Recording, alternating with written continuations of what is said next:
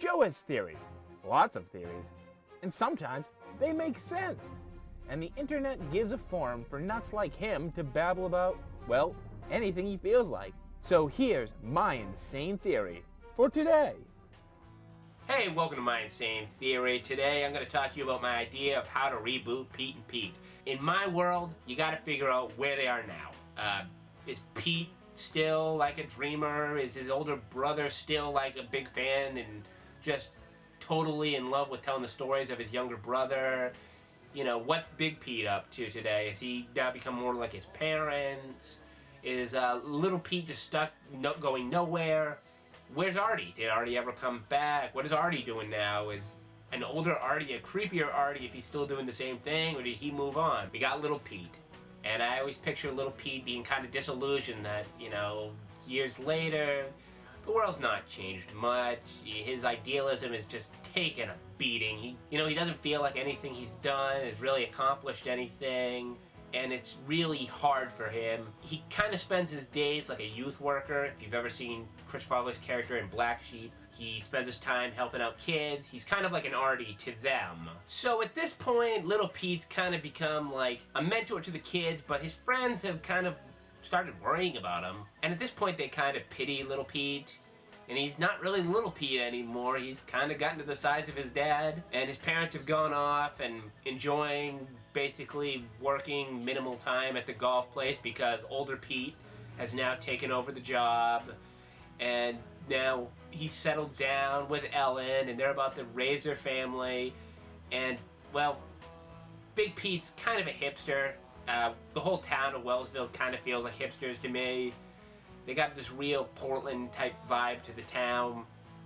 But the town has started to change. The town is now trying to get more conventional, and the eclectic people of Wellsville are starting to get pushed out, and it's just becoming a boring town. Little Pete finally finds his purpose that, you know what? This town needs to stay the same, and he's going to do anything in his power to go against the adult conspiracy that's always held him down. Because, you know what? He knows what it feels like to be a kid, and he loves the town for what it is, and he doesn't want to see it change. So he can run for mayor.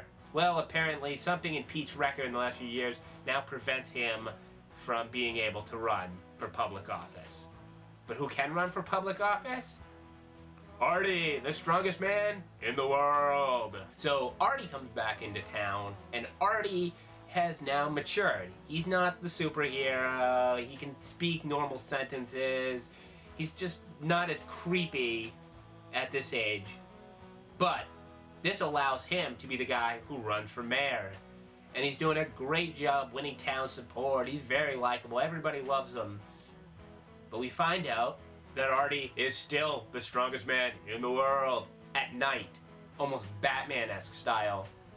Helping out people in his old getup, but living a double life. At the same time, we start exploring the rest of the world where people ended up, like Wayne, who's now the assistant principal at the high school. So we're able to go back and see the bus driver, and see the principal, and see the teachers.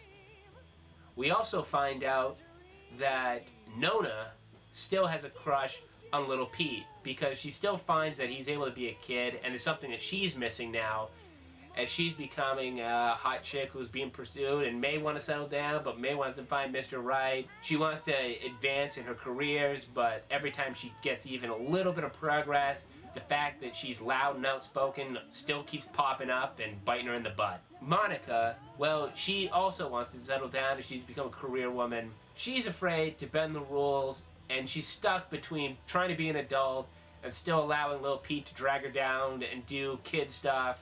And she doesn't know whether to grow up or not. She's still pretty regimented in how she wants to accomplish things, so that's the tension that we got there. Ellen and Big Pete are also torn because they want to see their brother grow up, but of course, little Pete rubs off on them and they start reverting back to their old selves. Well, that's my insane theory today. If you agree, if you don't agree, if you want to see what I thought other characters should be doing, I mean, I think the bus driver's still a bus driver, just even more sad. I don't know.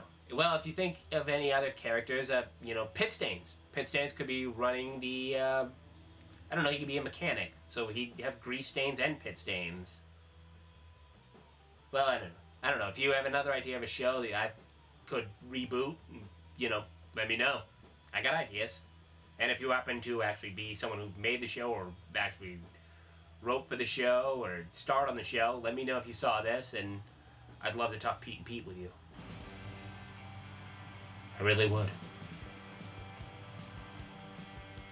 Because I'm looking happily deranged. If that's what the lyric is. I still haven't looked it up.